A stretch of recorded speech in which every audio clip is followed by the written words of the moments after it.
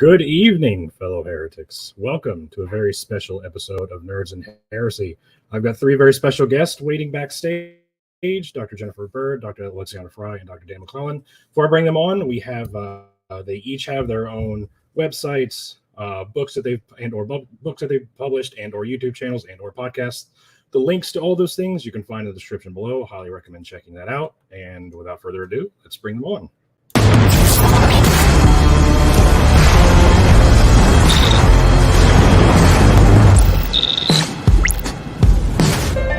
Hold on to your butts. All right. That is awesome. You like that? I was enjoying that so much. Okay. Did y'all hear I me missed during that. the countdown? I missed that. Remember, I was delinquent last time. I got the time mixed up, so I didn't see that. So that was fun to find. I was wondering if that was something that you commissioned or if that was something you bought off a website or a friend of yours recorded. The intro that? someone made for me. I commissioned it. Okay. It cost me $200. Nice. Very cool. Yeah. Worth it. The countdown I made myself. So since I commissioned the intro, I learned how to use Canva to edit videos. So I started making things of my own. Nice. Very cool. Yeah. Very So cool. hi and welcome. You guys want to take a few minutes and introduce yourselves and tell everyone what you got going on and where they can find you? And hello to everybody in the chat. I'm bad at doing that. Yeah.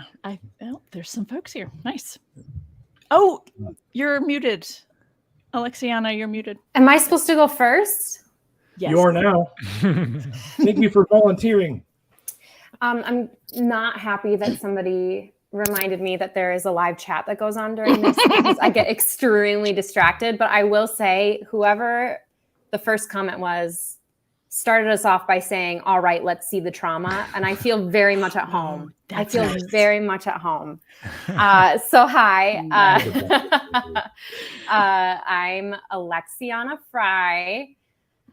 You can find me on the Twitter until it dies. And probably should, although it is sad. Yeah, you can find me there. I do have a personal website and here and there post very weird TikToks. But other than that, I did find out yesterday as well, my book is going into its final stage. And so hopefully that will be out for production soon. So there will be an actual monograph you can purchase. Who knows when? Nice. Who's the publisher? Lexington. Lexington Press. Nice. Okay. Nice. Very cool. Congratulations. Can you remind us of the title? I know I saw it. Yes. But... Oh, yes. So that one is on trauma narratives and speech act theory together in specific Hebrew Bible narratives. So Nice. I have a good old time. It's an adventure. I never want to work with speech act theory ever again. Good thing is you don't have to, right? No, it's done. It's done. Was is this a revision of your dissertation? It's not. That will be that one is also That one's being taken care of. in You're another space. preparing to never want to deal with that. Exactly. Again. Well, Right. I would say that too, but that's the reason I got hired for the new role. So I will be working in migration and trauma for the next at least 2.5 years. Okay. So Okay. yes, Okay. parties. So like forced Parties. migration? Yeah. Yes. Yep. Okay. Yep. Well. Specifically that. Okay. But it's hard, right? How It how is. does one define forced migration? We have certain categorizations for that based on the United Nations, but even some of that is fairly colonized as it is. Not Yeah. nuanced. There, so many layers there, right? Some people even seeing voluntary migrants who move because there are better situations in other places, see them as voluntary migrants when in actuality what is the choice, right? Yeah. So in some cases it is forced. It's just survival. Yeah, I could go on and about that all day, but that is not why we're here. So I will stop talking. Whoever's next can go. Maybe we'll get to touch on that a little bit more during the chat. Probably. Yeah, indeed. I'm sure we'll get into that. Dr. Bird, you want to go next? Sure. Yes. Thank you. Jennifer Bird. I have the best way to get to me actually is through my website because you can get to all the other things from there. So my website is my full name, jennifergracebird.com.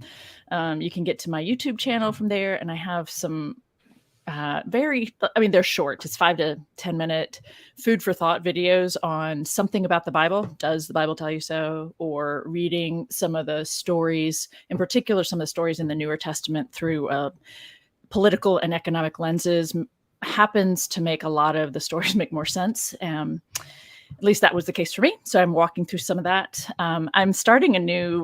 I'm going to do a daily live chat and just start at the beginning of Genesis. Starting in June, I'm going to do I'll start reading, I'll find the first story that talks about sex or something related to physical abuse, engaging genitalia, which I don't want to call sexual abuse because that's like a oxymoron. So I'm going to do that. So I'll get to the first story that engages it. I'm going to read the story and talk about it live. I'm just going to do that for June. We'll see how that goes. Kind of looking forward to that. Partly because that's tangential to the work I'm doing right now, which is around marriage in the Bible. And my book is nowhere near as far along as Alexiana's, but I do have a cover. And I have a website or a page on the website, with Roman and Littlefield. Marriage in the Bible. What do the texts say? And I'm very excited about that. So,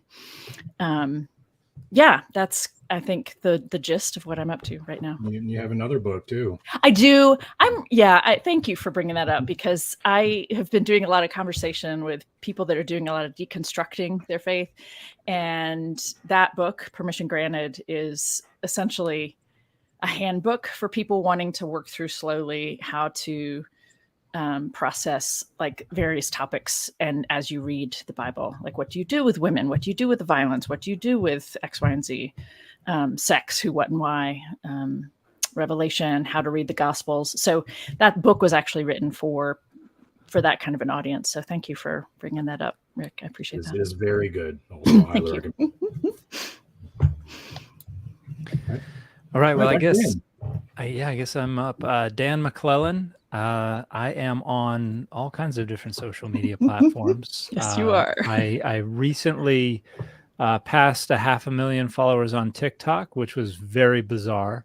But nice. I was very excited about that. I was telling my wife the other day, am I going to hit 50,000 on Instagram or 500,000 on TikTok first? And I blew past the 500,000 pretty quickly, which every time I get a big surge of followers, it's a little unnerving because suddenly I'm like, there are that many more eyes on me, and the odds that somebody who's going to know a lot better than me about something I'm talking about go up. Right. And so it's always a little intimidating, but I have a book out as well, and that is Adonai's Divine Images, which is a revision of my dissertation. And this is in SBL Press's Open Access Ancient Near East Monograph series. So that is freely available as a PDF. And I have my website doesn't have a link to it yet, but you go on the link tree in the bio of any of my social media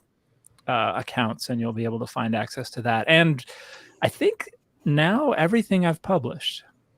No, there's a book review that just came out last month. That's the only thing that I have not made publicly available. So I'm trying to do what I can to ensure that that the scholarship is as accessible as possible. So, and I work on conceptualizations of deity, of scripture, and of religious identity through the methodological lenses of cognitive linguistics and the cognitive science of religion.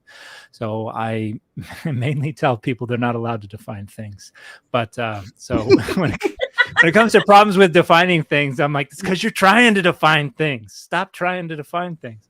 So that's the axe that I grind day in and day out on social media. And I do have a website where I host online classes that I teach, and that's McClellan.org. My username, MAKLELAN, not my actual Scottish spelling of my last name, but the way I spelled it when I lived in South America for people who didn't like last names that began with 4 consonants in a row. So, I had no idea. Yeah, that's when I was an LDS missionary in Uruguay back in 2002 and 2003, and I was like, people would be like, "Macacalation," and I was like, just read it like this, and they'd be like, "Oh, McClellan," and perfect, there you go. So I came back home, and I was like, this is a handy username because nobody has this name anywhere. So McClellan.org is where you can find online classes I've taught on a narrow variety of things. And the next class that I have coming up in July will be on the Book of Revelation. So I will rant for an hour on what the Book of Revelation is and is not, according to me. And then we'll let people rant for half an hour back at me in the Q&A portion. So if you're interested in the Book of Revelation, check it out. Nice. Just in time. Yeah. Natty's here. Oh, hey. Hello. Sorry, I didn't mean to be late. Totally my fault, though. I'm babysitting a third dog this weekend. Awesome. A lot of handfuls. Sweet. Yeah. Danny lost your feed. Yeah. Go in. Can I interject very quickly, Rick? I saw one of the comments asking about audio. Yeah, and I can say that my second book, Permission Granted, is available in audio. That's the only of the, And I reached out to SBL Press as an open access book. I don't get paid any money for this. They're not making a bunch of money off of it. So they were like, we don't really do that. And I said, well, if I recorded it all and offered you the recording for free, would you at least host it for free? And we are negotiating that right now. So hopefully that'll be available. Why wouldn't you make it available for a fee through Audible ACX? Because it's an open access book, and gotcha. I think most of the folks who've asked about an audiobook are folks from the disabled community. And I don't want to make the book less accessible for those. Developing countries. Yeah. So so we're working on that. I don't know if that's going to happen, but working on that. Nice. Yeah, you'll figure it out, because if I could figure it out, you can. And if they tell me no at some point, I'll just say, well, I'm going to do the recording myself, and I'm just going to host it on my website or something. There you go. I don't know if there's anything that prohibits me from doing that. But we'll see. All right. Well, so the topic today is how the role that trauma played in the writing of the biblical text. Like I was saying backstage, it's such a deep well to dig through. I'm not really sure where to begin the conversation. Oh, I think I have an idea. Oh, yeah. Let's define trauma. Yeah, okay. Yeah, that's a good place to start. She wasn't here. I would say trauma can be anything that impacts your life in either positive or negative ways. That just, if it impacts you enough to want to express it, I find that to be a trauma. But I'm going to let Dr. Fry take over from this because she probably knows a little more than I do.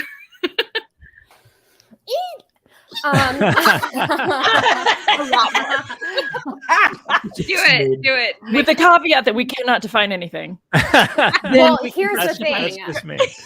It's really funny that you say that, and that Dan is also here and did have a little moment on the soapbox about how it's not really definable. It's not. It is something that is, so, we have our typical American psychological association definition that is basically like trauma is two parts. It is an emotional response to a terrible event, right? And so we can sort of split it up into those two parts if we try to categorize it. But then we run up into some issues, right? Emotional responses, Nat, you even said there's positive or negative responses. Based on what?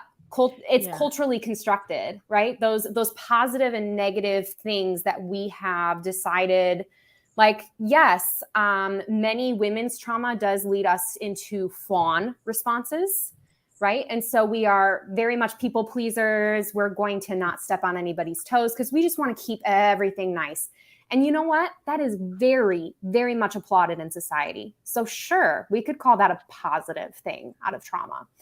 It's not, but you know. And again, all of those are socially constructed, right? So depending on the culture or wherever you're at, those emotional responses are received differently. And also trauma, if it is a terrible event, one, did the event stop? Right.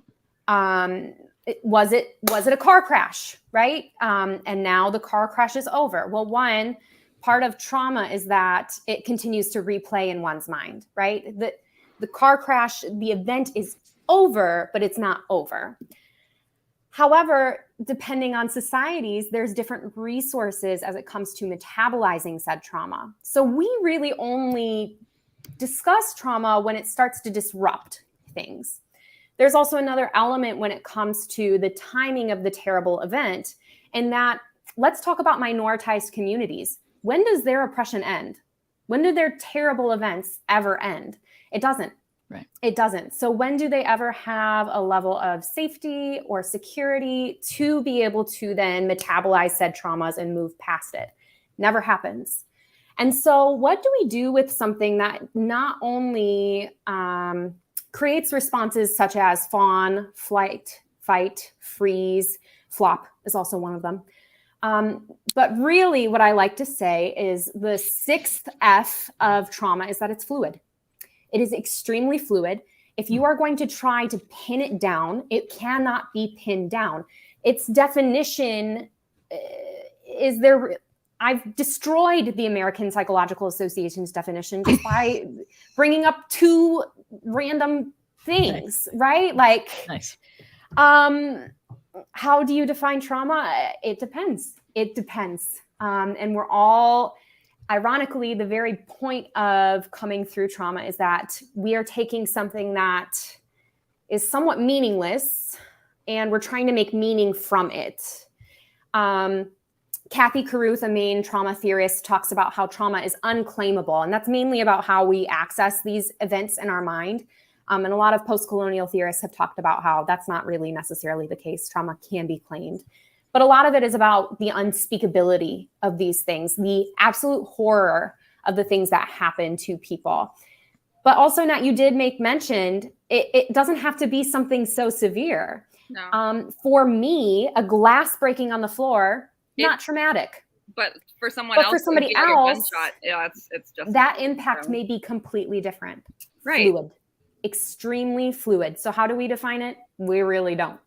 Which is, yeah, I wanted to reiterate that because I remember us kind of talking about it last time you were on the show, and I was like, let's start there. Yes. Yep. How do we define it? You don't. Yeah. I think it's interesting the way you the term you use, metabolize, because I think of trauma that I've had in my life, and you mentioned stuff that might not be very significant. I was in a car accident when I was 19 that the immediate effects were, I didn't really notice anything, but I've had very small issues with my neck ever since then. But it's just become something that I have adapted to. Yes. And so there are habits and there are things that I do to it has just become a part of my life that I didn't even really notice until I look back and I'm like, that all started with that. And now every day I have to do this. And I think metabolize is an interesting way to do it, because it's kind of breaking it down and just integrating it into your worldview. And you know, with Judaism and the Holocaust, for instance, there's a way that you have this intergenerational way of being raised to think about it and to integrate it into your worldview, even if it's not discussed. Well, and affecting you, even like physically affecting the generations from those who went through it. Can we talk about how the physical traumas of someone, not necessarily even in your family, but someone that you relate to, affect the way that you then portray your own physicality in life? Post-survivorship? Yes.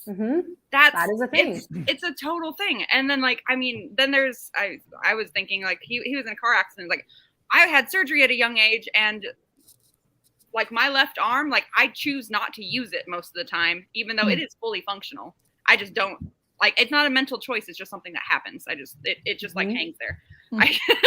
But like, but at the same time, it's like, it's just trauma is so many different things. And it's such a widespread word that it's so hard to, like, again, hard to define, impossible to define, but like, just Natty, I'm really curious, and this may be too much of a tangent, but when you said that it could be positive, I can't figure out how that's true. Is there something you're thinking of that? Yeah, growth from trauma, or are you talking about resilience? Traumas themselves. What? Are you talking about resilience? Well, more like I have come across people who have had things thrust upon them that has caused trauma, but it has been good things. Oh, okay. Like, and I know this sounds weird, but like suddenly winning the lottery has caused negative effects to people. Sure. Oh yeah. But I would actually define that as a possible trauma. I mean, let's take my own circumstance here, right? Like, I get this really, really great job in Denmark, but I'm selling all of my possessions. That's really hard. Moving is hard. Really fast. That's a small window to do all that. Yeah. So, I mean, they can. The irony of me working in migration. They can't be. Yeah. You're living I'm living it. Yeah. It's a welcome but forced migration. Exactly. Exactly. This is very true. I think to just build upon what you all are saying too, Dan, you used the word adapt. I think some people look at trauma and they're like, that is so, like, we look at very disruptive behaviors, right? We look at some of the negative connotations of trauma and we see those, and you must have had something so terrible happen to you, right? And yet, terrible events are mundane. They happen every day, all the time, at different levels, right? But even those levels, when they happen to us, we don't know how we're going to respond per se. But those adaptations, our behaviors to terrible events are normal. They're very normal. It's not like they're abnormal. It's not like, I think part of the problem is that it seems overly pathologizing to like place trauma onto people. But it really feels like, in general, trauma is part and parcel of our human experience. It is not something separate. It is not abnormal. But we do need to start acknowledging that.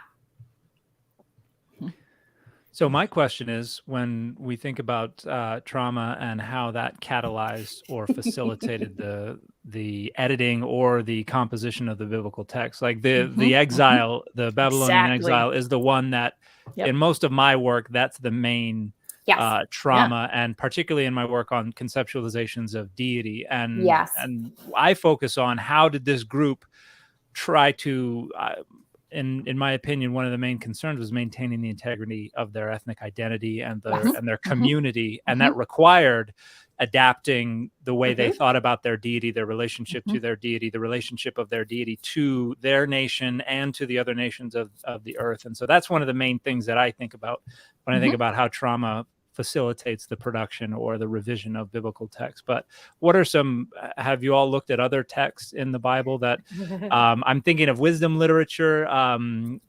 Certainly there are examples in there, but what are some of the main? This is my video. Okay. Right here. Okay.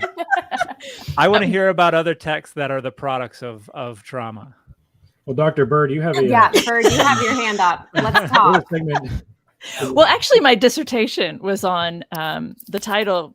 It's published different. Well, okay, it's in a New Testament series with T&T Clark. So abuse, power, and fearful obedience, reconsidering First Peter's commands to wives, and it took me into the realm of domestic violence or interpersonal violence, trying to enter intimate partner violence.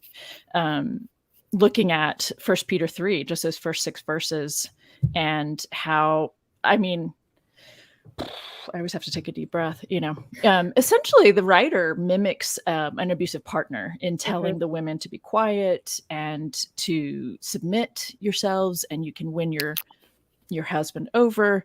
And the idea that today that people have that you can win over an abusive person in an abusive relationship by, being kind or whatever, that comes out of not solely, but predominantly, perhaps, at least within our culture, this text that says you can, even though we know now that never is the case, that an abusive situation only gets worse unless the abusive piece is addressed directly, which rarely is, or it's just temporary and then it goes back, So, so people believe that you can. Pastors, have counseled members, often a female, but it's not just females who are the victims or the focus of the abuse. But pastors counsel women. Do we want to play that TikTok? Because you're referring to a specific TikTok that was on Twitter. Do we want to watch that? What TikTok? Oh, well, the TikTok came out of talking about, someone actually referenced. Is abuse better? Is it? Well, they were talking about justifying rape in biblical texts. Is that what you're talking about? The one from our? No. This is the one where they're talking about if you're being abused. Oh yes. No, that'd be good. Yeah, that'd be good. Yeah, because I think that's exactly what you're talking about. Yes, it is. I was. I just saw that today. A second. Where's my? There it is. Clicky.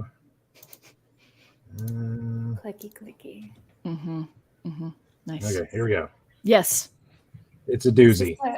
Trigger warning. K-Cent into a marriage and has kids when they're like 18, 19, 20. Can you hear that? Into the relationship, it gets really, really abusive. Even though it might be rare from what you guys think. It is. If it would happen, what would you recommend for if there's someone that's very, very young? Let's see if I can. I don't know if I can increase the volume of it. It's all right. We can hear it, I think. I can hear it. Yeah. It was good after you increased the volume. It was not good before that, though. Perfect. And goes into a marriage and has kids when they're like 18, 19, 20. A year into the relationship, it gets really, really abusive. Even though it might be rare from what you guys think. It is. If it would happen, what would you recommend for those people? Would they divorce, or do you want them to keep going in the relationship? Keep going. You can't divorce, and that's not a real thing. Even though it might be like physically abusive. You got to endure. People are too. You want to stick in the relationship. People are just. Look, people nowadays are just. For anyone that might be in that situation, what would you recommend? Okay, endure. I'll tell you what. I'll tell you what. It is such an extreme example, but I can't give a prescription for what other people should do. What about if two people get married, they have a kid, and then the wife starts cheating? Do you think they should divorce? Absolutely. Jesus himself said in cases of adultery, divorce is permissible. So you think that divorce is worse than physical abuse? For the children? Or cheating, sorry. You think that cheating is worse than physical abuse? For the children, yes. I think I'm not going to say this is worse. Divorce is worse for the children. Okay. That's precisely. I have trauma from that video. Just that was a lot to unpack. It's so cringe. Dozens of times in that video. I haven't seen it growing yet. up in church. Yeah, it's painful. So, and I don't want to dwell too much on this First Peter passage, though I think that's a big piece of what leads to something bizarrely hypocritical as that, right? Like literally they turned on a dime. But, when we look at, for instance, in that very short passage, 6 verses, right? It ends, verses 5 and 6 talk about, in the same way, the holy women of old used to, honor their men by calling them Lord and, doing what they say, basically. And you become daughters of Sarah if you are, and this is what I think should be slightly changed in most translations, but if you do what is right or do what is good, and my translation set of that Greek is, and are not frightened by terrifying things. Most English tones that down quite a bit. But the thing is, the question is, when did Sarah obey Abraham and call him Lord? And that was only in Genesis 12 and 20. I don't need to tell the people here, and probably many people even watching know, but in Genesis 12 and 20, when Abraham hands her over, pimps her out, as I like to say, to save his ass, right? But what happens to her, right? What's happening for her that's so terrifying, right? What is she's up for? And so the stunning part to me about this is the one time in all of Christian scriptures where Sarah is held up as someone to emulate. And it is when she is being physically abused in some way, shape, or form, and that is being held up. So the writers, people are saying there's a reason why the guy who's imprisoned in Rome, right, who is writing this letter to people in communities over here in Asia Minor, that he is writing this letter to the people knowing what they're suffering and what they're enduring. And he kind of flippantly, offhandedly refers to a woman who's being raped for the sake of something, survival, as something to emulate. So it's very clear to me, right, that the women are, and people are saying this separately from this anyway, that the women are being abused by the men that they belong to in some way, shape, or form. But typically in intimate relationships, it's not just going to be physical. It will be genitals will be involved, right, in some sort of abusive way. And so, yeah. So anyway, so we have people being physically abused, being told to endure because it makes you, more Christ-like, because that's piggybacking on the passage in chapter 2 to this enslaved peoples that's the longest part of that household code section, is to the enslaved peoples to endure hardship or endure abuse because it makes you more Christ-like. Whole other problematic section. So trauma, right? Trauma is informing the need to write, and then we're then canonizing, telling women in particular to endure it for the sake of, well, at the time, the sake of survival or the sake of the perpetuation of this Christian movement or something. But it always seems to me to be for the sake of maintaining power structures that serve the interests of the people insisting on enduring the trauma. Like in that TikTok video, this was a bunch of dudes who were like, I like Christianity putting me in charge. Yeah. And so if anything complicates that, I'm just going to rationalize it as, well, that's on them. They need to endure this. Heaven forbid I endure anything at all. Because I'm in charge, I get to make the decisions. And it's always people on Twitter, I get accused of being a Marxist and believing there's such a thing as power structures every single day. And it baffles me because I'm like, you don't think there's such a thing as power structures? You think this is not real? Stunning that people accuse you of that. Yeah. Oh yeah. But every how could you? I know. Whenever some guy's like, oh well, every rationalization of why these power asymmetries should exist comes down to protecting their access to power and resources. Absolutely. And it's pathetic. Yeah. Yep. It is. Yep.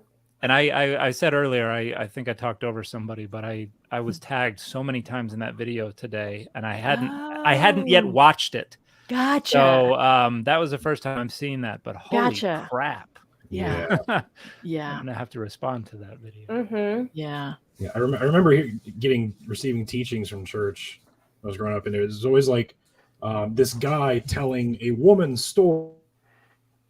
And I knew this girl who was this woman, she was in this abusive marriage and she refused and she just endured. And eventually he came to his senses. Yeah.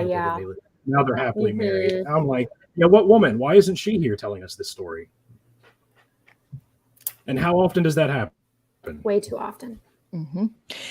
And this is the point where I like to just kind of throw in there the observation that a rabbi made. I just read it in researching for my last book, and I had missed it. Maybe the others here have always seen it, but I'd like to point out that when Abraham almost slaughters his own son, talk about trauma. How do you have dinner with Abraham after that? With dad, But Sarah leaves and she relocates. Like Abraham has to go to a different location to mourn her death because she left his ass. I never noticed that. I'm like, good for her. I like that. It's true. That is a good thing to emulate. That's the part of Sarah we should be emulating. Interesting. Mm-hmm. Mm-hmm. I'm reminded of see, who is it? Stephen. Oh gosh. Somebody on Twitter, Alexiana, you'll probably. Stephen Young. Yes, right away. Yeah. His discussion of Revelation. Yes. And God's sexual abuse that is a part of, oh shoot, I forget which chapter it is, but I thought that was an interesting take on that passage. I've never thought about it in that way before. 17 to 19, the abuse of the whore, or yeah, Babylon being called the sick bed that actually has nothing to do with sick beds, right? Throwing her down and raping her. Mm-hmm. It surprised me how vitriolic and how kind of reflexive the response to his commentary on Twitter was. Like that upset a lot of people, and him pointing it out upset people. Yeah. And obviously they didn't buy it, but yeah, that was something that people have to engage with. And I don't remember, I interviewed Bart Ehrman on his new book Armageddon on my podcast, and I don't remember if we talked about that. I don't think we did talk about that passage much. But I know he addresses it, but I don't remember what he says. You mean it wasn't fun to talk about the whore being completely abused? I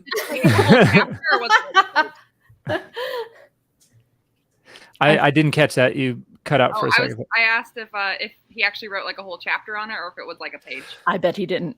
No, it was not. It was brief. In fact, yeah. That would be half the book if I did it. I've actually heckled him.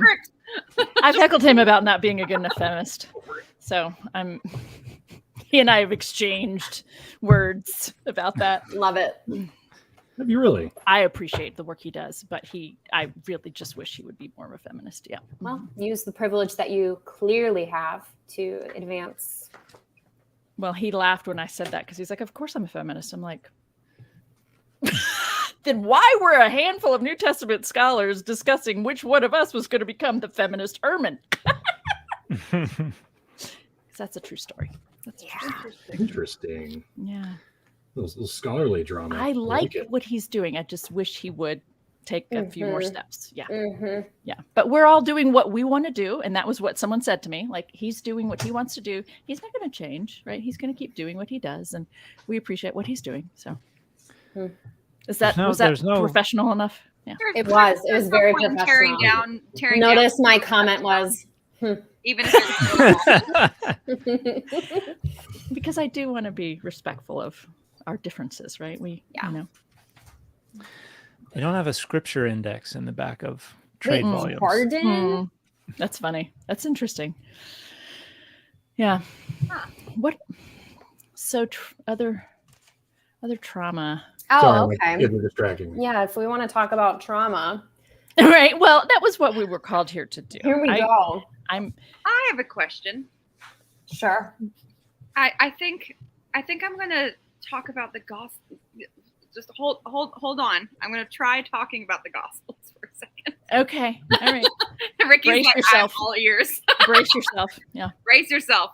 If from what I have learned from being on this channel, is the gospels weren't discovered till 40 years later, right? Specifically Paul, if I'm not mistaken, is the Paul 20 years after. Yeah. 20 to 30 years 20 after. to 30. Okay. Can you imagine the trauma of the people that thought that they knew the story and then they read that? Or then they were given that story based read off Paul? of like oral tradition versus what was now written and adapted into what became known? Am I making sense? Totally. Yeah. Okay. Yep. Can you imagine Not like what happened? Right. That's not what I was heard. there. That's I not don't what have went any down. of those recollections. Like, I want to know what was happening to those people at that time, reading it and being like, "Wait a tick, that's not right. Is that right? Yeah. That's not how it happened." Like, what kind of trauma do you think the discoveries of each book and the addition of them would have exhibited in behavior of people that read them later on? I feel like I worded that right. I'm not entirely sure. I mean, I think I'm tracking, and I'm Okay. I can see Dan maybe wanting to say something, but I'm going to jump in really quick at least and say I think I mean, I look at the narratives that were written, the forward that became canonized, and I think about there was an agenda each writer had, and I think Mark in particular was writing because of Paul and somewhat in spite of Paul. And I think that anyone who had witnessed any of the original, let's just posit that there was a guy, we can attach some sort of like there's a legend. Yeah, let's say that there was a guy. But a legend we can attach something to, yeah.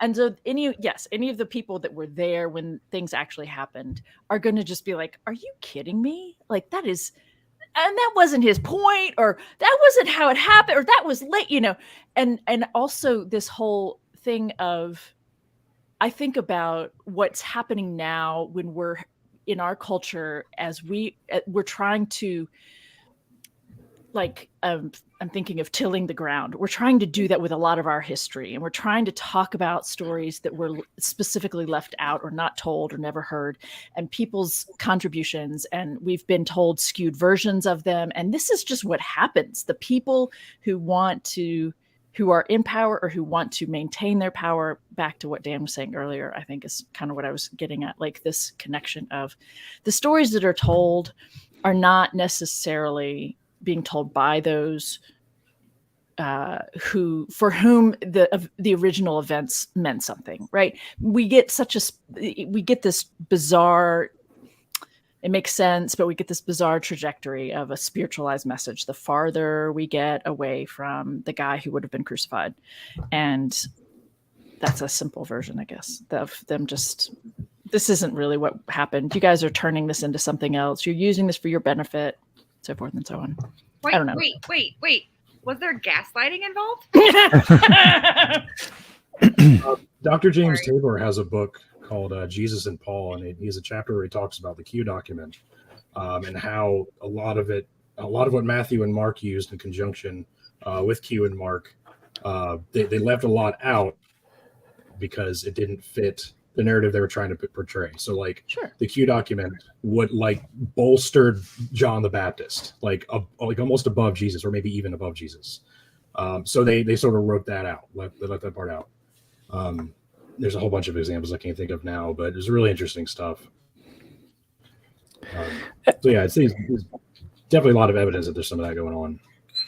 And Bart has an interesting book there, Jesus Before the Gospels, which is on social memory and how these stories would have changed as people adapted and adopted them for their specific circumstances, and how communities remember their own past. And I think there's an interesting discussion to be had there regarding trauma, how communities metabolize that kind of thing, and how they can kind of mask things, and how they can make things go away in order to try to suppress that kind of thing. Can I just throw out there, nerd and heresy word of the day is his metabolize. Just want to throw that out there. Yes. We can make it more witchy. It can be alchemized. Yes. Ooh, I like it. Yes. I may be the only one who immediately thinks of the movie Hudson Hawk. And I don't know if any of y'all have ever seen that movie, but it's an old Bruce Willis movie that takes place in Italy that is just hilarious and a very fun movie. So, Team Willis. And which part connects to which part? Part of it has to do with some criminals have discovered Da Vinci's secret of alchemy or something like that, and so they're trying to change lead into gold, and so it's this caper with Bruce Willis, and it's just hilarious. So Hudson Hawk, if you ever have a chance to see Hudson Hawk, you should check that out. Good stuff. Thank you. I don't know who it is, and so I'm about to cite somebody out in the ether. But somebody wrote that I have recently read that they believe that actually some of the anti-Semitism that we can find in even some of the Gospels is really some of that identity formation that's happening later on chronologically in that. And in that, while these two, they were muddled together, but these two groups, they were sort of like, well, if we're all going to get pooped on, like, let's make half of us get pooped on and not the other half. Like, we're just going to force this group over here and we'll be over here. That happening due to trauma. We see trauma happen all the time when it comes to putting groups on the outside so that we are protected, right? That happens constantly. It is not good. We do not condone it. Yes, that is the right way to use that. You're a little tired. Yes, I am. That was fine. Yep. Good. Thank you. Thank you. But what is interesting about that, and I think of even the story of the crucifixion, and given, again, Judaism and Christianity weren't necessarily distinct for quite some time. Right. And yet what was a trauma in the story of this crucifixion became a chosen trauma for potentially people who are Jewish, and that this Messiah figure really messed up. This didn't happen, right? And it became the chosen glory story for Christians. And so one event can have both sides, two different groups. And so that's fascinating in and of itself. How do different groups portray the same event? Right. And why do they do so? Yes. That makes me think of James Cone's The Cross and the Lynching Tree, right? Like this same event is being used essentially, to very different ends. Very different. And how that opens up something about the first century context that I think a lot of people haven't stopped to think about, the trauma of that event and the trauma of other people, but also other Jews prior to Jesus. It's not like he was unique. Yep. Like, I do think it's fascinating in your passage that you discussed in First Peter. What if he's not just talking to wives, but he is feminizing almost the entirety of the church? And why is he doing so? Writing from this place of being imprisoned, and he's seeing this whole group of people suffering, and you got to persevere. So, find a way. And the feminist mindset also going, the best way I can describe that is a battered wife. Oh, totally. No. I was on a panel as I was working on this, right? And there was a woman working on First Peter also, and she was working with women in shelters. She's like, there are some women for whom the way this is written, it is helpful because they cannot get out. And I was like, and that is a very, tiny portion. Like, we don't want to assume, we don't want to start there. We don't want to start with, you can't get out, right? But it is true. But that is not even something you want to base an entire religious tradition on. Right. And again, we don't want to. We don't want to base it, but we do. Exactly. At least people have, right? Exactly. Well, it's such a central metaphor, even in the Hebrew Bible, the idea of Israel as the unfaithful wife. Gomer. Yes. And Hosea 1 Isaiah and Jeremiah. Classic. It's not classic domestic violence. Exactly. Text. Yes. Hosea 2 is messy. And then yet Hosea 2 the abuse was that takes to place. Me. Oh, go ahead. Yes. Well, you have, I think it's in Jeremiah, where she's going to be exposed, going to lift your skirts up over your face. And this is abusing this unfaithful wife metaphor, which then gets picked up as Jesus is the husband, church is the wife. Right. Totally. It's a tentpole metaphor for how the Bible is read by Christians. Yes, it is. I address that in 2 or 3 of the chapters in my book, just FYI. Bless you. Everybody, get the book. But also, when because I was thinking about this particular issue, and I was, I'm sorry, I'm doing something similar that I just don't remember who I read, but when you're reading, a Hebrew Bible scholar talking about the formation of this canon was driven by trauma. Yes. Like, what are we, and I love to pick at Paul, so I'm not just picking on outside of my field here, but it's like, what does that tell us? Yes. Right? What does it tell us that we have people, even if it was for a good reason, they were trying to find something to hold on to. I'm going to go there, right? Yep. And they were trying to find something to help them survive. And even if the concepts that they're holding on to, I think, are a little bit shady, still they were trying, right? But gosh, so we have a canon that was driven by absolute trauma and horror. Yeah. And then we have another part of the canon that's driven by power, making a trauma palatable or something. Yes. What did you call it? A chosen glory. Chosen glory text. Yep. Chosen trauma and chosen glory hand in hand. You can. And Natty, it's almost kind of what you even mentioned. You have the positive elements of what you take from trauma, and that it made me better, right? It can be. Now we have victory. Yeah, you can work with what you've got, and it's absolutely, I want to say it's a choice, but then there are some people that's like, they just can't, like, it's not a choice for them. And it's really unfortunate to see that, but those that can take it and turn it into a victory, great. But those that can't, the few that absolutely cannot get past it, it is going to be trauma no matter what. And it sucks. It does. And I feel for it, and I just can't. I would like to know more about that. And it seems to me that maybe this canon development is because these are the texts become the most productive, the most useful means of trying to process. Yes, right.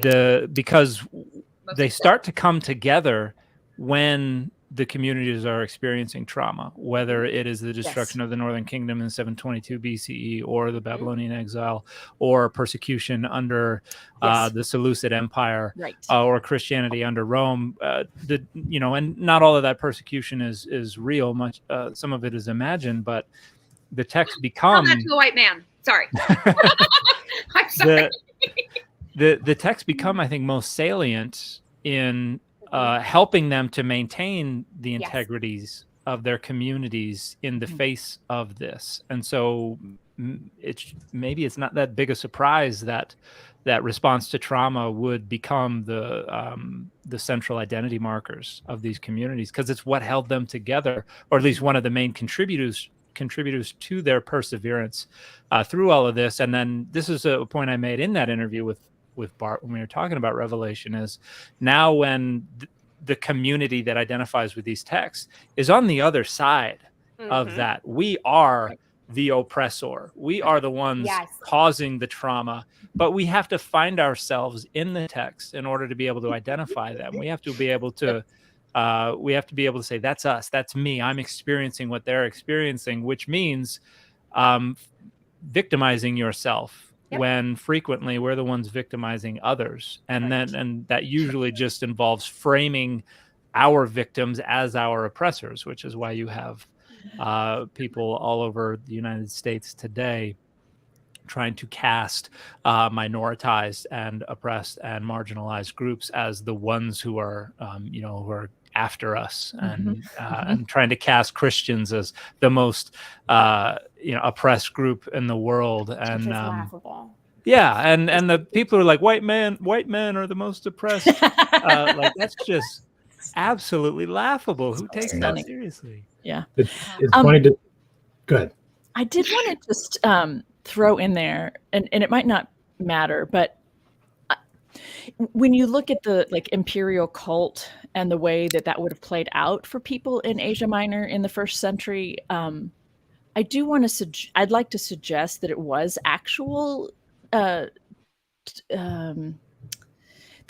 some of the people were actually being treated horribly, and Yes. and that it wasn't just imagined. And so maybe I misunderstood your comment there, Dan. Well, I was, I'm not saying it was unilaterally imagined, but that it was played up in some places and in some times. Potentially, yeah. It would be like one subgroup is getting traumatized or victimized in one way or another, and because there is some relation or some way that these sorry, I have a dog on my lap. Because one of these groups is getting victimized, suddenly that's the entirety of the group that's getting victimized. So Okay, they would adopt it to themselves. I can see that. I think it's also helpful, though, at least for me, it was helpful for me to try to think through essentially Christians, because of the way Paul set things up, right? Their message and their claims do make them seem like, or are being perceived from the outside by some others as not patriotic, right? And we know, if we lived through something like, if you lived through 9/11 in this country, you know what it was like for people who look anything like they come from the Middle East. That wasn't sanctioned treatment, but it was, and it wasn't necessarily across the board. Like, so I guess I just wanted, I wanted to tease that out a little bit in terms of what you meant by that, because we do know that people were being arrested, people were being tortured, people were being executed. But you're right, it wasn't all across the board. It was not everybody, and it was, I think it became more important element in certain places that were more rural or more removed from places of power. So thank you for helping me teasing that out for me a little bit. I appreciate that. Thank you for the clarification there. Yeah. It's always been an interesting turning point in history with the conquering of Rome by Constantine, because prior to that, Christians thought that Revelation was about Diocletian, because he was not a fan of theirs at all. Mm-hmm. But then suddenly they became the top dog, and they're like, oh, what do we do with this book? Well, then they started thinking that the book of Revelation was a heretical text because it was a failed prophecy. So you see them like writing about it to each other, like, yeah, maybe this isn't what we thought it was, but hey, we're here now, it's all good. Let's start oppressing all these other people, because now this is our land and we don't want them to have any of it. So Constantine started taking the land from the Jews and giving it to the Catholic Church. Can't believe everything you read. And prior to that, there's apologetics was really popular literature in the 2nd and 3rd century. And then when Constantine conquered Rome, they just kind of stopped. It like tapered off. And they weren't really doing apologetics anymore. It was Wasn't necessary. Interesting. They didn't need to. Mm-hmm. Not in the same way. Now we could just tell our story. Get Eusebius on the line, right? Rewrite our story, I guess. So I do want to point out, we have so many texts. I could stop there, right? But so many texts that like very much depict traumatic things in and of themselves, right? Mm-hmm, we have trauma all over the text. Mm-hmm. But we also have texts that seem fairly normal, right? And what I want to add is that what's so funny when we talk about, we can clearly see trauma happening in the text, and yet we still have to reckon with the fact that Dan even mentioned, how do these texts come together, and why do they come together? That they are formed around needing to create identity markers, and why, right? And so recognizing that authors, even if they seem to be writing what seems to be fairly normal history, still is interlaced with traumatic effect. And I actually, in my new book, and Dan, you had also made mention, like, what about some of our wisdom literature? What about some of that? It's all over it. Yeah. I mean, granted, Ecclesiastes and Job is super easy to point it out, right? This is not hard. That's the obvious one. This is not difficult. And yet we have fairly normal texts. I talk about in my book Joshua 24, and so they're coming through, they're creating the covenant, and Josh was like, all right, cool. let's do this. But if you do the wrong thing, shit's going down. And they're like, yeah, we know shit will go down, but we're going with this guy. Let's throw that on a Hobby Lobby sign, yeah? Shit's gonna go down, but we're doing this. Find that in my Etsy shop. With the Bible verse, Joshua 24. Right. And so to take the concept even of chosen trauma and chosen glory, right? And so in that moment, what it's depicting is somewhat of this chosen glory moment. Like, as for me and my house, we will serve the Lord. Wow. Exodus 14:14. Amazing. Okay. I have a question. Then, oh, no, go ahead. And then yet, this text, Joshua, is written much later. It's written to help people find land claims after exile. It's written to bolster this identity. How would it be received to people who literally are told in that passage they have to throw out their other gods, right? Throw out your other gods. You can only serve Adonai alone. Mm-hmm. How would it be perceived to those people who are like, we just got axed and we had to throw out our other gods? Like, pretty sure those other guys just trounced us. What if we had the help of those other gods? What if, like, there's so many things. And so for the same community, there's dissent. Mm-hmm. That could be a chosen glory moment, or it can be a chosen trauma moment. Mm-hmm. And so sometimes these texts just aren't even clear in and of themselves. Granted, then you have aspects of what other researchers who work with trauma literature, they talk about how ambiguity is a major facet, symbolism, how repetition is a major aspect of those things. Funny how we find those all over the text. And again, what's difficult about me even saying that and going, all of this text is trauma, is to also just make mention that all of human experience is kind of inherently traumatic. And so it's hard, right, to not just like slap the label of trauma on everything and call it done. Right. But it's also just like inherently human. Like, you want it to mean something. Right. So it's not all of it can fall under that umbrella. Right. I would actually go even further to say that it is biological. Very much so. Yeah. Very much so. Because humans aren't the only ones that can experience and react and change their behavior based Absolutely. on it. I mean, I just want to throw that. Yes, absolutely. It's trauma 101. It's why we talked earlier about how, Dan, your neck does certain things, and Natty, you just like ignore your arm. And trees out there that are hit by lightning. But even just to consider the fact that we have animal bodies. Yes, exactly. And so when a traumatic thing happens, you watch animals and they shake it off. Or they don't, and they end up being. No, it's instinct versus self-preservation. It's its own survival instinct. Yes. So that is like the dog that's on my lap right now. She's freaking out because there's thunder. Like absolutely freaking out. I don't know what traumatized her with the thunder, but that's the thing. It's an absolute thing, and she is just whining and sad and cannot handle it. And as you can see, like her palm coming up. Stop it, because she wants to hold it to my chest. Like she would want me to hold it here. The whole time, if she could.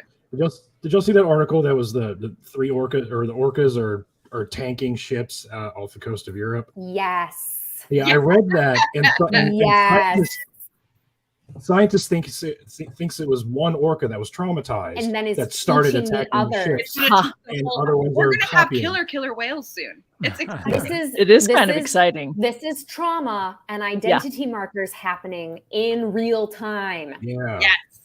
Yes. Fascinating. This is also why when bears start wandering into cities, and why we tag them and mark them and make sure that that we know like how often they're coming in, because they can't find food in the wild. It's okay in the wild. So there's this whole thing where like we know the bears are starving. We get it. They're coming into town, but at the same time, people are freaking out. So if you mark the bears, then we at least know which ones are known to harm and which ones aren't. And if they do harm, then we know exactly which bear was in that area and which one is actually showing signs of aggression versus just signs of scavenging, which I only really learned much about after moving to Asheville, because that's a thing they do here. It is a common thing in Asheville, yes. Well, and sorry, I'm just going to jump right back into the other because I've got these other thoughts on my mind. Please do. Because I'm also thinking of the flip side, right? The elements of Joshua that are reactions to their, the whatever identity that they're trying to craft, but then they end up inflicting trauma on others, and that is central too. And that narrative is still very much alive and well in lots of ways, not just within that part of the world, but also on the continent that I think all of us are living on right now. The way that is a part of, the material, whatever, of the texts, the canons, in that kind of a way. Well, I know a lot of the responses to trauma, I think, are intuitive. They're subconscious. We do them because we are evolutionarily predisposed to do them, not because we consciously make these decisions. Right. And I think a traumatic thing doesn't happen, then I go, you know what? Today I'm going to choose fight. But I think one of because if we're going to talk about evolution, because now we're in my realm of thinking. If we're going to talk about evolution, it's very interesting to see how our instincts, both human or any animal of that matter, how the instincts change based on the individual and their rank in society or within their own culture. Because a cultural leader might be one for freeze, whereas the people that surround the cultural leader will be one for fight, and the ones that are like those that exhibit certain behaviors in society will have different responses to the traumas. Even if they're all the same, oh my God, even if they're all the same, if everyone's experiencing the same trauma, all the different reactions will happen at the same time. Yes. Yeah. Different people, and you can tell who is what, or who sees themselves as what in society based off of their traumatic representation and their traumatic expression. And I think one of the intuitive responses of folks who have more access to power and resources within a society is denial. Yes. That's what's going on, and so and denial. Yeah, they'll just stop what they're doing and be like, "It didn't happen." And I think that's why it's like, don't worry, we're going to take care of it. It's like, it didn't happen. I didn't see it happen, so therefore it didn't happen. And I think that's what themselves into believing a different thing. And that's probably one of the reasons these men in that TikTok video were just like, endure, suck it up. That was something that I, growing up as a white man in the 90s and the 80s in America, that was the best thing you could ever do, was suck it up, walk it off, just deal with it. And that in itself is kind of a trauma response. But I wonder if one of the problems that we have with engaging the text is so many people are in that denial, and they're the ones making the decisions for the community. Right. And the folks who are aware that there's trauma going on here and who want to directly engage it and try to metabolize it in a more productive, helpful way, are the ones being shut down and being suppressed and marginalized. And that's what we see in this video with women saying, "Are you saying that divorce is worse than physical abuse?" Or that cheating is that's what we're I need that reiterated. I'd like to record that. I need that to be a new daily Dan moment. But I think that go lay down. Yeah, we have men, people who were raised in the kind of society and with the kind of patterns that I and I imagine Rick to some degree were raised in, are trauma responses that are the least helpful. But are the most common and are the most usually the most powerful. And the most in control. I love because nobody wants to. Of that. I love that we touched on trauma, which is with our video with Dr. Fry, and now we've touched on toxic masculinity, which is our video with Dr. Bird. We're just kind of going around. Dan, what was our subject? But that's the toxic masculinity thing is. They're like, there's no such thing. I mean, look at men have the highest suicide rate, and that's because they aren't because allowed to metabolize their trauma. Right. That is the result of toxic masculinity. Yes, exactly. Yeah. And so for me, that also then brings me back a little bit, at least, to how much Christian communities are then being taught to behave according to ideas that Paul put out there. And I think of how dualistic his ideas are, how toxic a lot of his ideas are, and also how I think some of his ideas are coming out of a place that perhaps could be held up for psychological evaluation. Not that we can, and not that but I do. I actually got to connect with Alexiana earlier a couple months ago because of not knowing all that you've been up to. Yes. But I had a student, an honor student in undergrad who did ridiculous, but she did we both knew it was ridiculous, but we also thought there was something there to just see.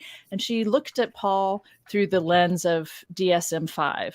And she looked at the letters of Paul through a psychological lens. Again, all the caveats you can imagine, but she did it. And it was like, okay, what does it say to us or what can we learn? Not just, okay, so Paul maybe had some sort of psychological event, and we're getting our ideas about divinizing Jesus through him. There's something to look at there, but also, so whether or not he's psychologically sound, there's an element of reaction and intensity and dysregulation there that his letters embody and put out there that communities are then being taught to emulate, right? Am I making sense? Yes. Is that? Yeah. Yep. So trauma there too. Trauma from Paul's trauma spilling over into his letters and the way he talks about people. He's often really rude and cruel. It seemed like Paul constantly had the constant need to prove himself to his community. Yes, exactly. It was like, I was the Jew of Jews. I was the Pharisee of Pharisees. I was like, but you're writing in Greek. That doesn't make sense. Why are you writing Greek if you're a Jew of Jews and Pharisees of Pharisees? You're quoting Plato's Republic. You're Hellenized. You can see how his critics would be like, are you really the Pharisees though? Because you don't act so much like the other ones do. So he's like, no, I am, because I've been to jail, you guys. Okay. So he's constantly, but at the same time, I'm the least of the apostles, right? I'm the lowest of the low. I'm the most humble, but also I've been persecuted more than all you guys. So yeah, he's kind of all over the place. I think there's definitely something going on there. Yeah. There's something. I think I have two things to maybe just throw on top of here. What's also interesting, and I think, Dan, you touched on this briefly, just to cite my sources, right? Part of them creating these texts was also their way of metabolizing their trauma. It is and again, part of the way in which social sciences and biblical studies go together. So a lot of people talk about anachronisms and how we can't quite say X, Y, and Z, right? Because then what was it in the original text, et cetera, et cetera. And then some asshat said yesterday, people were not depressed 20 years ago. Depression wasn't even around. What? Oh my God.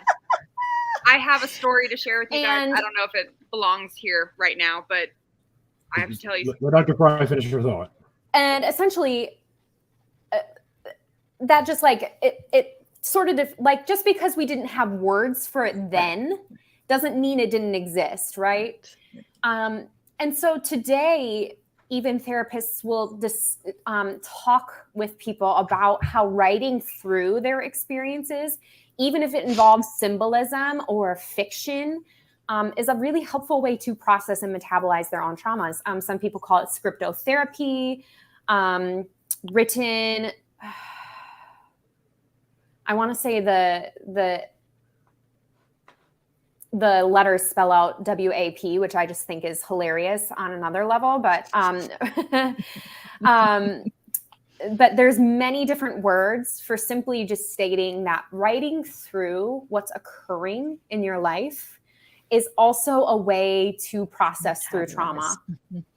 And so not only are these like identity forging documents, but in a lot of ways they were healing in their own writing. Right.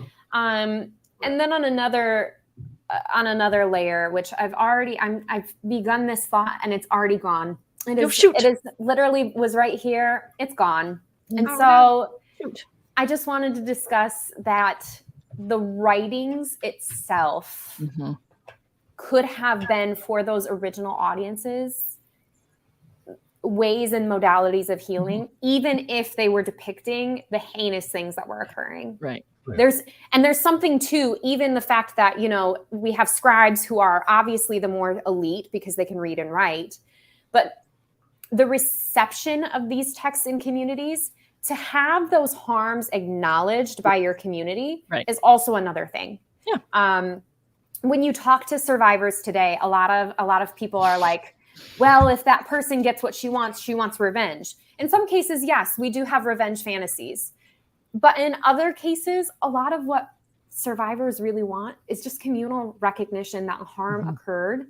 This happened, and we need to repair it in some sort of way. Yeah, they want the acknowledgement and to be vindicated for what has experienced. Like, they don't want someone to be like, no, that's not what happened to you.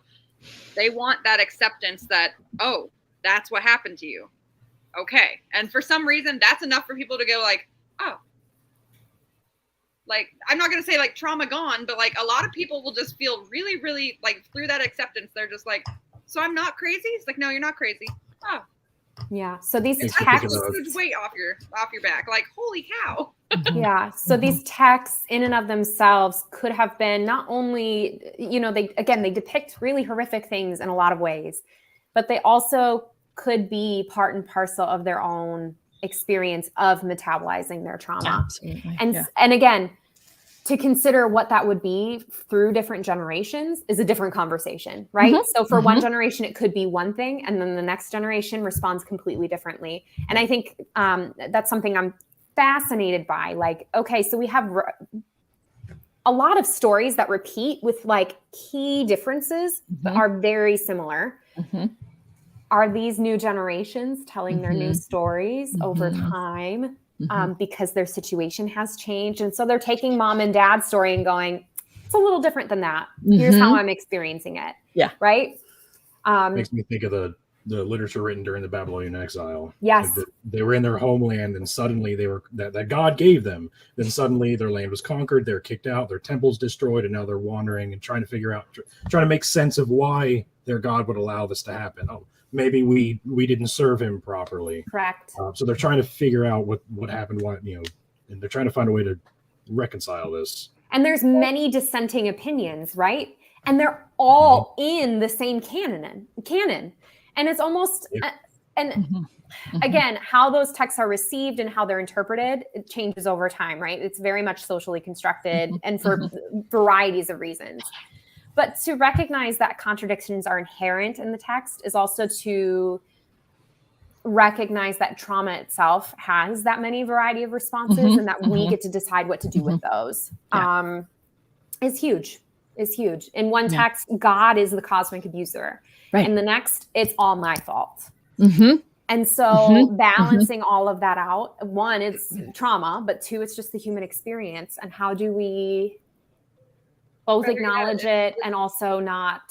The fact that people put it on themselves to balance that particular, like that type of storytelling will, like, it traumatizes people thinking that they have to. Well, self-blame is a powerful, powerful tool, because in actuality, if you put blame on yourself in an uncontrollable situation, now you have control again. Ooh, that's a good point. It's not healthy. Psychological. That's like...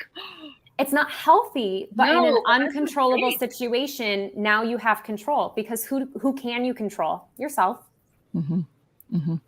Well, and I even like to just say the books of First Peter and Revelation are addressing the same issue, and they are right there, and they have the completely different, very different reactions to how to manage being, this treatment at the hand of either government officials or because of government dynamics.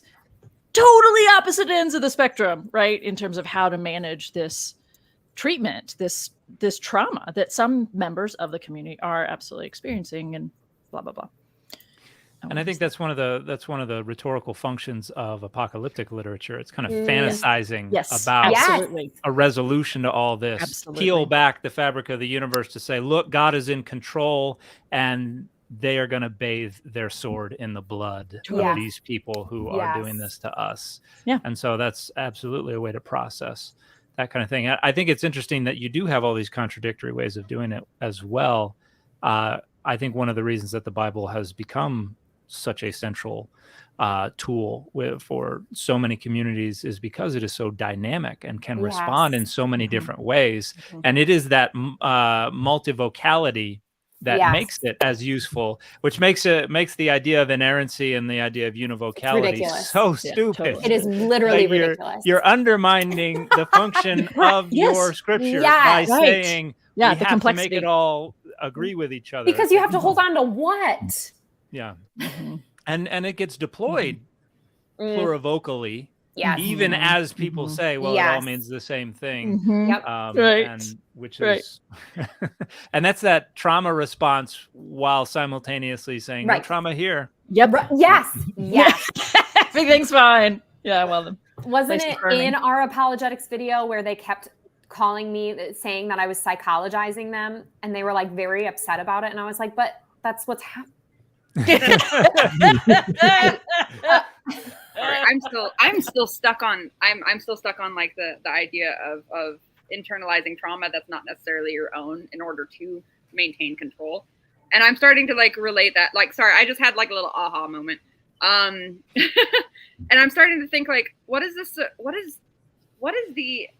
survival instinct in doing self, like in adapting or taking on guilt that doesn't belong to you? Like in what way does that help your actual survival?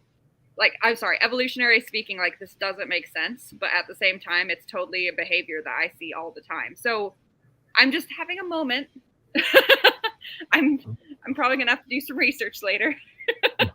Well, I imagine it has to do with the fact that you then have control over it. It's not something that you're waiting on somebody else to. What's that? But it's not true. It's but intuitively that's how it makes them feel. Right. And so they're going to reach for. Moment. Maybe it makes you feel like you have some sense of control in a situation that you have no control over, actually. Well, even on a feelings level, right? You just said the word guilt, how people take on guilt that isn't necessarily theirs. Right. But they're obviously feeling guilt. And so what's it's easier to, I don't know how to formulate this sentence. I was having a hard time formulating what I was trying to think. It is easier to take on guilt as a control mechanism rather than to feel the guilt and let it metabolize. To feel that emotion and let it go through your body. We are not taught how to do that. We as a society are ill-equipped to deal with not only our emotions, but we are just ill-equipped. We are just now beginning the conversation about trauma, and we are just traumatizing people all over the place in its deployment, right? And we're just compounding all of this shit on top of each other. But we're also a society that's very uncomfortable with our emotions. And we've got to give space for that. But capitalism, there's no space or time for that. Yeah. So let's control this guilt. Let's not feel it. I wonder if you can make money off guilt. Oh yeah, you totally can. People do it's called retail therapy. Spa day. Go buy yourself something. Oh no. Well, that's terrible. I do think about that a lot in terms of what is it about? Why is our culture? Why does it have this element that we are not good at talking about all of the just normal bodily things about being human? And in my own experiences, I extend this to, to talking about like pleasure and sex and these things that are just normal, but also very death normal and basic suffering, things that just happen. It's part of life, all these different things. And I keep, because of my experience, I keep looking back to the Christian upbringing and the Christian texts and traditions and thinking about how much they have harmed our ability to just be honest about life and humanity and living and normal parts of living as humans on the planet. And Jennifer, honestly, it sounds like right now you're being anxious, and I'd like to just tell you there's a text that says "Do not be anxious," so you should just not be anxious. For nothing. Do not be anxious. Cares upon me because you're all done. Hey, you guys, don't do it. I'm gonna need you guys to calm down. Okay, I'm gonna need you to calm down and talk to me rationally. I'm sorry. Am I not? None of those emotions. Am I not giving you a quiet and demure spirit? Right. You're not doing it right.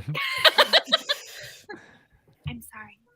And honestly, if the heart is associated with emotions, the heart is deceitful and desperately wicked. Who can know it? Thank you for that. That was nice. Yes. Yeah. Okay. Yeah. Maybe all of these were cited at me. Maybe I'm just repeating my own trauma here. All three of us have definitely had these words thrown at us in some way or another through our upbringing.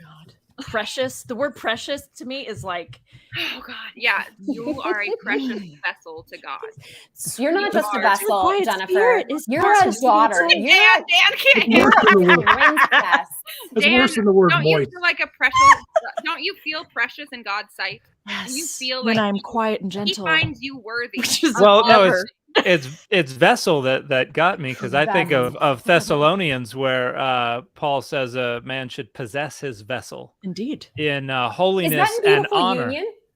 What's that? Exactly. Is that in the book Beautiful Union? I don't know that book. I'm sure it was cited as some sexual metaphor that's out of control.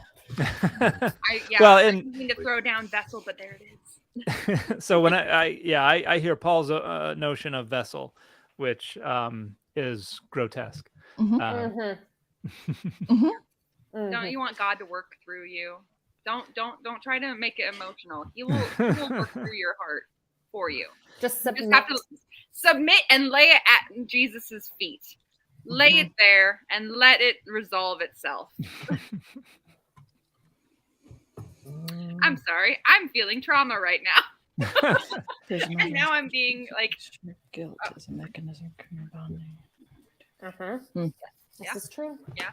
I recently, this was on sale on Amazon, and I picked this up and read through it, and that seems an awful lot like Metabolizing Trauma. There it is. As well, because it's a very autobiographical book about ways that evangelical Christianity has.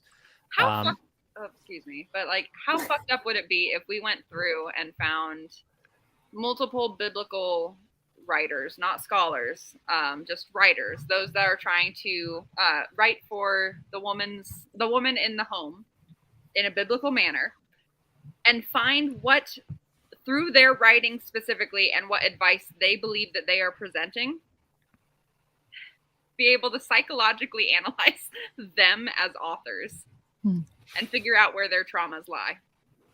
Because I feel like that is something. Right. It's Beth Allison Mark. Yes. What's wrong? Like, contact the author and be like, "Oh my gosh, honey, I am so sorry that happened to you." Oh gosh. What all the subsequent trauma we could have avoided if the biblical authors had good therapy. Yeah. Oh yeah. Or like send them therapy cards just randomly. It's like, hey, I know you're located in this region. Here's a bunch of really good therapists to go see. I feel like that would be a horrible thing, because you guys have all written books and I am just sitting here like, I'm gonna fuck with the author. To be fair, that is actually something I have been known to do, though. When I scholarly and whatnot, I have had my fair share, and I can tell you, I'm sure most of them weren't traumatized. They just thought it as a joke, but I'm sure there were some that probably were. So I'm a bully. Sorry.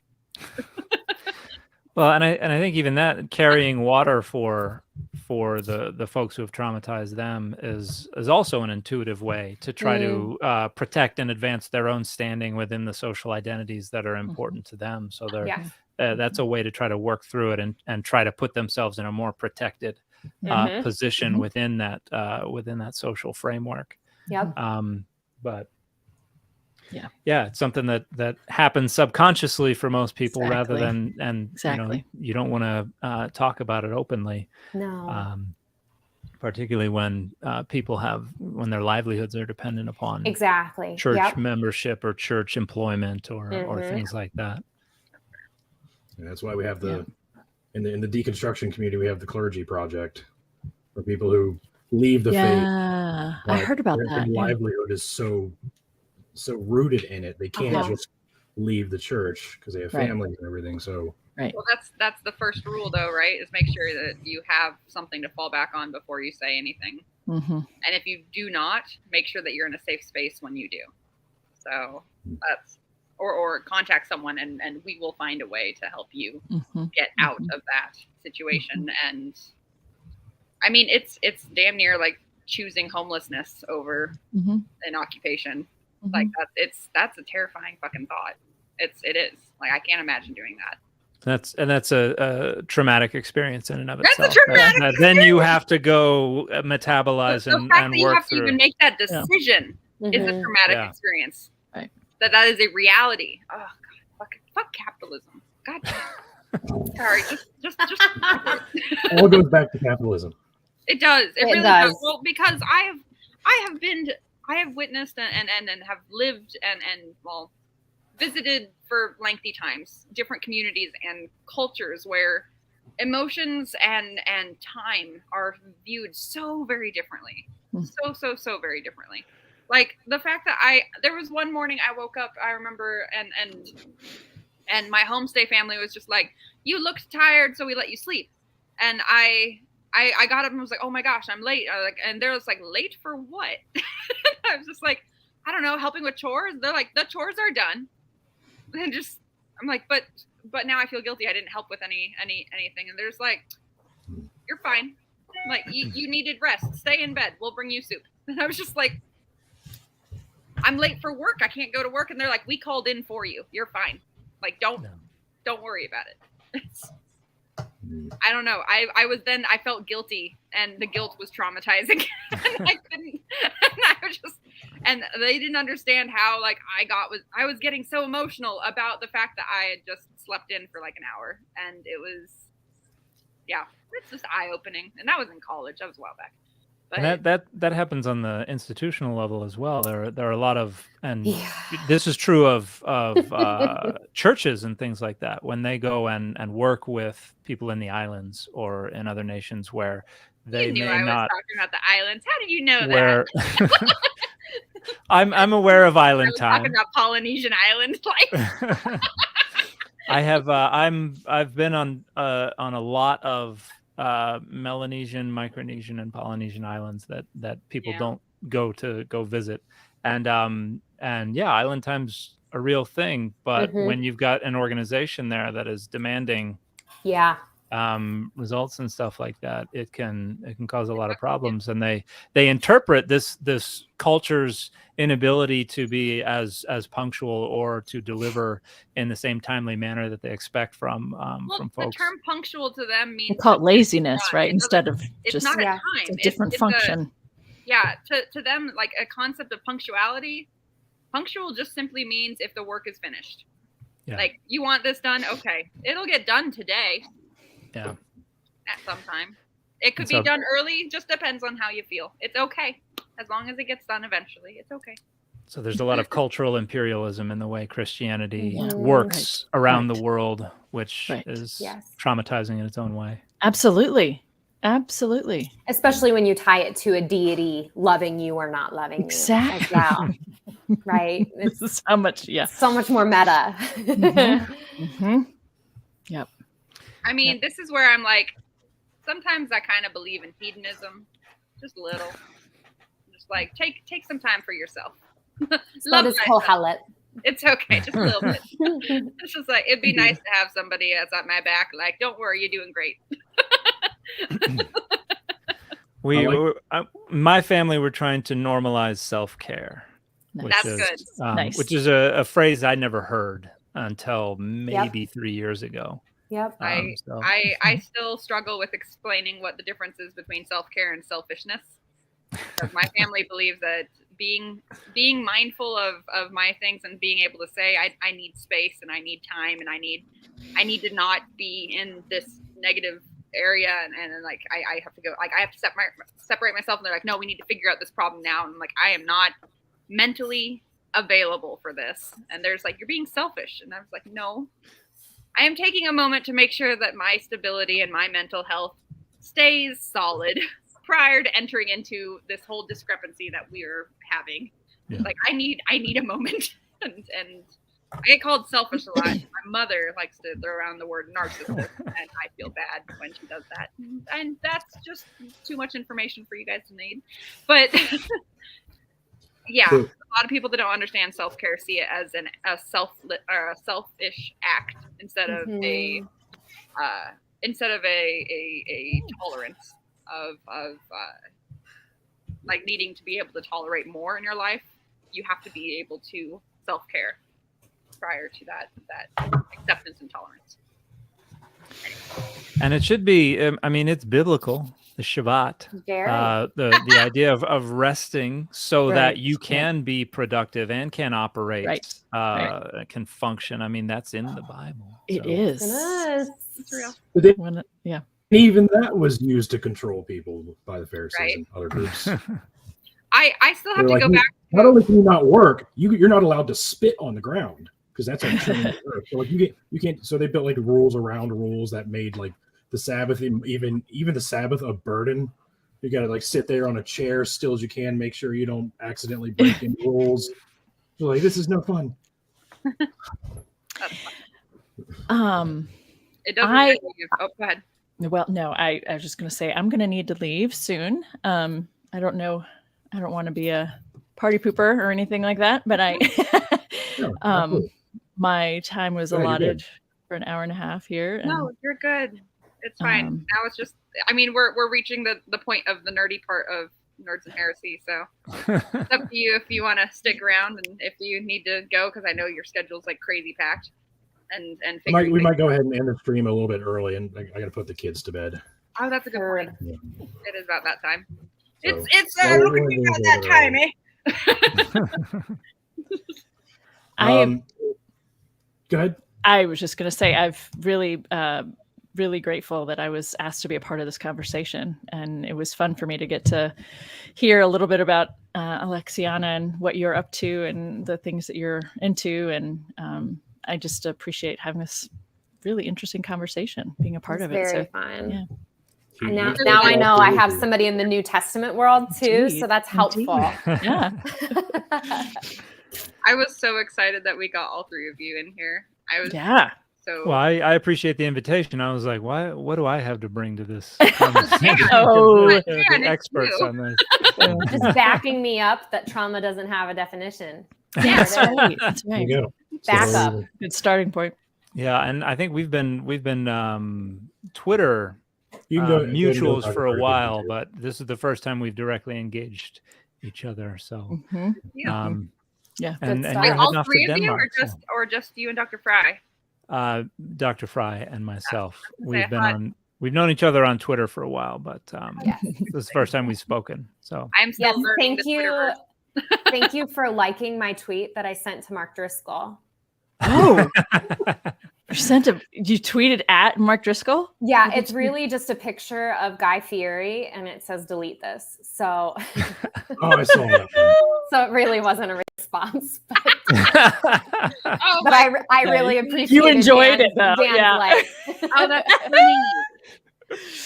Nice. I need to get better at the Twitterverse. I finally joined. I joined Twitter during Dr. Bird's visit.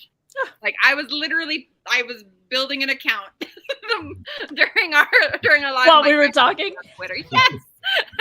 And I am still learning what the Twitterverse is. Oh my God, Kitty. This is Minerva. She's trying to tell me something. Minerva, is that Minerva? Yeah. All right. The goddess. Yep. Yes, absolutely it is. Raven She is is also a goddess. telling me the things. She's right here as well. So I have a dog named Raven. Don't judge me. Right. All right. Well, I'm going to go ahead and wrap things up. If I could ask one more question before you do that. Please. Dr. Fry, you're heading off to Denmark. Are you coming back in November? I am. You're going to be at SBL? A lot.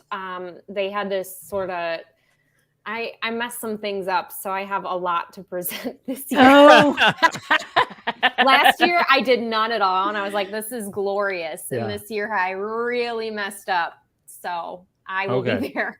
Well, we'll have to say hi at some point in San Antonio. And Dr. Bird, do you attend SBL? I haven't since 2017, but I will be there in 2024 because I already have. At San Diego, that's the big one. Every year in San Diego. I want to go so bad. You know what? Hey, let's put it on the calendars. Let's try to make the 2024 one. I used to go every year, but then I couldn't afford it anymore. It's very expensive.